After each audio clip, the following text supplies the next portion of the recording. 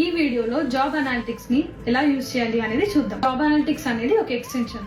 So ఈ extension మీరు use చేసుకొని మీ రెజ్యూమే జాబ్ డిస్క్రిప్షన్ తో ఎంత % మ్యాచ్ అవుతుంది అనేది అండ్ ఏ కీవర్డ్స్ మిస్ అవుతున్నాయి అనేది చూసుకోవచ్చు. ఈ పర్సెంటేజ్ హై ఉంటే రిక్రూటర్స్ మిమ్మల్ని రీచ్ అవ్వడానికి ఛాన్సెస్ ఉంటాయి. అండ్ నెక్స్ట్ జాబ్ అనాలిటిక్స్ ఎలా యూజ్ చేయాలో చూద్దాం. ఈ జాబ్ అనాలిటిక్స్ ఎక్స్టెన్షన్ని డౌన్లోడ్ చేసుకొని మీ బ్రౌజర్కి యాడ్ చేసుకోండి.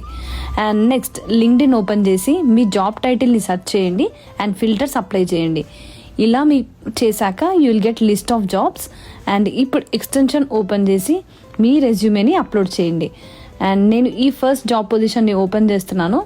అండ్ నెక్స్ట్ అనలైజ్ జాబ్ పైన క్లిక్ చేయండి.